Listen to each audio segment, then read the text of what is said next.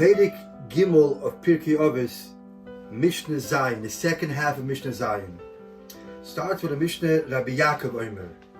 Now, in the Mishnah there's certain girsois. Some have the girsa of Rabbi Shimon Omer, but the Bartanura and the Tosis Yontiv bring down that it should be Rabbi Yaakov Omer, as is in the girsa of our Siddur, the Rebbe Siddur. Rabbi Yaakov Omer.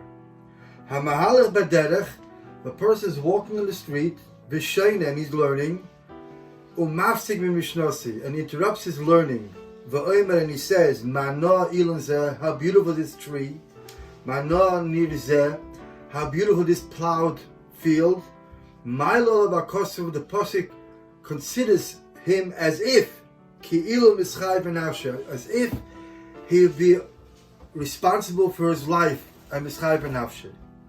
What is the teaching of Rabbi Yaakov? What is he telling us? So first, let's talk about Rabbi Yaakov himself, who he was. Rabbi Yaakov was the Rabbi, the teacher of Rabbi Yehuda Hanassi, who was the author of the Mishnayos, who he put together the Mishnah, the Shisha Mishnah. Nevertheless, we don't find Rabbi Yaakov mentioned in any Mishnah besides Pirki Avos. We have him in the Tosefta, but you don't have him in the Mishnayos of any other place in the whole Shisha Mishnah, only in the Pirki Avos. That's a little questionable. Rabbeinu HaKadosh, Rabbi Yehuda Hanassi, his Rebbe was Rabbi Yaakov, and he didn't mention anything from him, only here in Pirki Avos. The Gemara tells us in the end of Masechta Hodos a fascinating story about Rabbi Yaakov. At one point, there were three different positions by Klal Yisrael. There was a Nasi, there was an Av Bezdin, and there was a Chacham. By that time, the Gemara tells us that Rab Shimon was a Nasi, Rab Meir was a Chacham, and Rab Nosson was the Av Bezdin. And the custom was that whenever each one of them, independently, each one came into the Beis Medrash, all the people there would stand up out of covered, because either the Nasi came in, or the Av Bezdin came in, or the Chacham came in. At one time, Rav Shimon noticed that, and he said, shouldn't there be a difference, that the people should know a difference between Nasi and the Av Bezdin and the Chacham? The final word, the final psak is by the Nasi. So shouldn't there be a difference that in the shul, when you come into the Beis Medrash, should be a different? One day, when it was Beis Medrash time, and Rab Nosson and Rab Meir were not there that day, Rab Shimon Gamliel, he had the final psak. He's passing that from now on, when the Nasi comes in, everybody should stand up. And then when the other come in, you only make two lines, a shvil. The people who are standing next to the entrance of the Beis Medrash should stand up, but the rest could be some sitting, some standing. And it made a difference between the Chacham and the Av Bezdin. The following day, when the Nosson and Rab Meir came in, and they saw what happened, to change. All of a sudden, people don't stand up when they come in. So they asked what happened. And they were told that Rav Shimon made new halacha, that there should be a change in the appearance, how the people respect each position, the Nasi, or the Av Bezdin, and the Chacham. So Meir and Nosson decided, they got upset. They said Rav Shimon is not right. Not only not right, they had other issues with him. And they decided, let's find a way to remove him from his position as Nasi, and either a Meir or Rav Nosson would become the Nasi. Rav Meir said, Rav Nosson, you'll become the Nasi, and I'll become the Av Bezdin. That was the order. The highest position was Nasi, the next position was Av Bezdin, and the third position was Chacham. So what was the plan? They knew that Rav Shimon ben Gamliel is not fluent in the last Masechta of the Mishnayos, and the last Masechta was Masechta Uktzin. And they were. So they said, you know what, let's prepare heavy questions, and tomorrow, when the Nasi is going to come into the Beis Medrash with a full crowd, full shul, full Beis Medrash, we're going to ask him questions on the dinim of Masechta Uktzin, and he will not know how to respond. And since he won't know how to respond, we're going to say the statement that David Melech says in Tehillim, Mi Yemal Gvuras Hashem, Yashmiya Kol Tehilosei. Who can be the one who has the last say of the word of Hashem, the one who knows all the details, all the praise of Hashem. But since you're not familiar with one area, you can't be in a position. That was their plan. Rabbi Yaakov heard that plan, and Yaakov says to himself, oh boy, tomorrow there's going to be embarrassment, mismedrash, the Nasi will be embarrassed. But he didn't want to go openly against the mayor of Nosson, so what he did was, he went and he sat down behind the house of Rav Shimon ben Gamliel, and in a loud voice, a whole night he was memorizing and learning Masechta Uktzim. And when Rav Shimon ben Gamliel from inside his house heard somebody learning Masechta Uktzim, so he says to himself, what's happening here? Maybe tomorrow there's some questions, some discussions in this marriage about Masechta Uktzim, and that's why he's studying. And tomorrow they're going to ask to me. So Rav Shimon took out the Mishnayos and started learning Masechta Uktzim. And tomorrow morning when he came to Beis Medrash, lo and behold, they asked him all the questions that they had in Masechta Uktzim, and he didn't know the answers. But he asked, what happened? Why all of a sudden were they asking Masechta Uktzim? And he was told what the plot was. So Rav Shimon ben Gamliel got very upset, and he wanted to punish Rav Meir and Rav Nosson. So he sent them out of Beis Medrash. So what they did was, from outside they would send in questions to him to answer, and some questions he gave the answers, and questions they answered with another sheet. Till the Tanoim said, we're learning Beis Medrash, but the Torah is outside. So Rav Shimon ben Gamliel said, okay, let's mention their Torah, but as a punishment, we're not going to use their name. From now on, Rav Meir will be called Achedim Oimrim, and Rav Nosson will be called Yesh Oimrim. This is a fascinating story. Who was the one who saved the day? Rabbi Yaakov. This Rabbi Yaakov of our Mishnah, he saved the day. And he decided not to embarrass it to the Nasi, but also not to go openly against the Tanoim of Rav Meir Nosson. But he saved the day. He was on the side of the Nasi, but he should remain like a Nasi. It reminds us of the story of Sarach bas Asher. When they wanted to tell Yaakov, that Yosef is alive, nobody wanted to come directly to tell Yaakov. So she stood behind the house playing on her harp, Oid Yosef Chai. Yaakov saved the day. Also, the Gemara tells us in the Chulin that this Rabbi Yaakov was Bar Brate da Acher.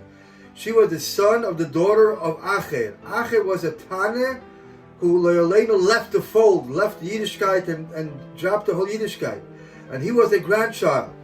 So some of the Mepharshim say how appropriate it is that he should say this statement. He knew what happened to his grandfather, and he was always wondering what was the beginning of the downfall. So he said, perhaps maybe this was the beginning. So what is the statement the Mishnah says? His statement is, Rabbi Yaakov said, Hamahalach b'derech, a person is walking in his way. And as the Tiferet Yisrael says in Mishnayos, we say, Ki Yashma u'b'lechtecha b'derech. Not only we have to learn when we're home, or in Beis Medrash, even b'lechtecha b'derech. But obviously the Gemara says, when you're traveling, the Pasuk says, Al tirguzu b'derech. You can't learn too deep things or pilpul, learn more lighter things. So he did learn lighter things, but he was learning. B'sheina, he was learning. But Umafsig Mishnah say, he interrupted his learning and said about how beautiful the trees are and the plowed field was. So the Gemara punishes him, the Mishnah punishes him, that it's chai v'nafshi. What is happening here? So many Mepharshim explain here simple. Explanation is that he learned and he continues learning, but all of a sudden he decided, let me learn about the science of the earth. Let me learn of Limudi Kodesh, about the Elon and about the Soda, and I already learned Limudi Kodesh. Now let me learn a little bit of Chayil, Elon, Soda. As Mepharshim explained, there are two ways of learning. Some way you learn the source, and then from there you get to the outcome. And sometimes you learn the outcome and then you go back to the source. Yiddishkeit, you learn the source, so from the source you know however else comes out of it. Mashenkin, Mudechoil, first you learn the outcome, and from the outcome you get back to the source. That's why, interesting, the Mepharshim ask a question, how come the Mishnah says, Manoah, Elon Zeh, and then Mir? First comes the field, and then comes the fruit, the tree. Why do we say the reverse? Because worldly things, the scientists learn from the outcome, they learn back to the source. From the Elon, you go back to the Soda. That's why the Mishnah mentions here. Another pshat is, Mishnasai Sheina doesn't mean learning the first time, meaning as Mishnah Lechem Mishnah. It means learning Chazara, repeating. Sometimes the person says, I learned it already, I don't want to Chazar. And we know the Gemara says, it brought in Tanya, the difference between an Oivd Elokim and Lo Avoda is that you learn up to 100 times, it's not called Oivd Elokim. 101, that's called Oivd Elokim. So here he's talking about he learned. But when it comes to Mishnah, when it comes to reviewing and Chazering Mafsik, he stops learning. He stops short. And he says, Ma Noah. Ma Noah. The words Ma Noah, Mem Hey, Nun Aleph Hey, is the Gematria 101. He doesn't want to Chazer the 101st time. He says, I Chazer already. But the Ma Noah, the Oivd Elokim, no. Then he says, it's enough already.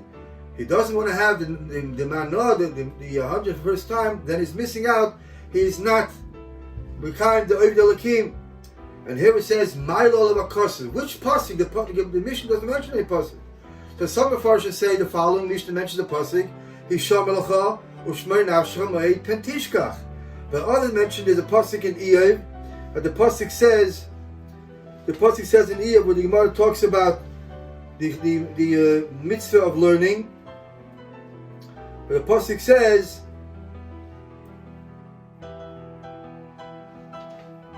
that in Iyov, that if you take away the things from luach, from your heart, then you have to show them your over, as the Gemara dashes, you're given to eat hot coal.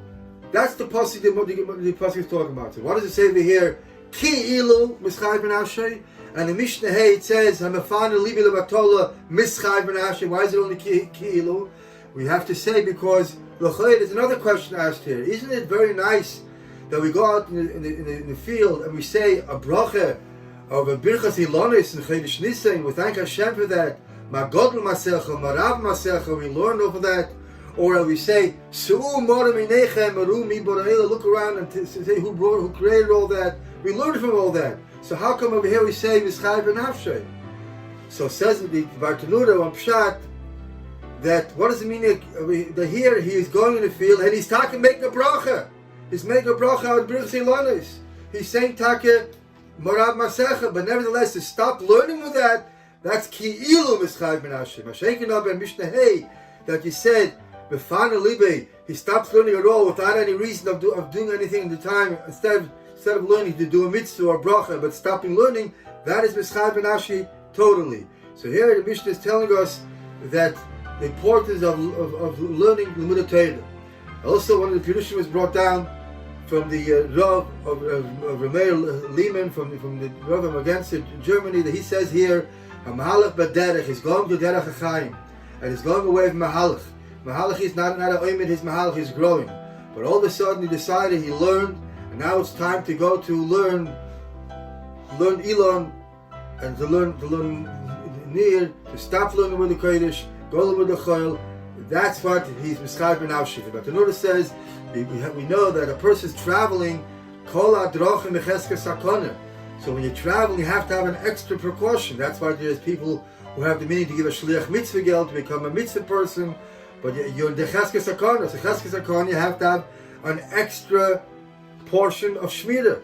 The extra portion of shmira should be learning that's appropriate for traveling, but not doing other things that are not giving you an extra learning. True, you want to make a bracha, but it shouldn't be baderech. It shouldn't be when you go out on another occasion to make the bracha. So we should be zeiche to have the mahalach baderech to continue to be a mahalach, and the derech haTorah ba'yira to bring us to the derech Yerushalayim.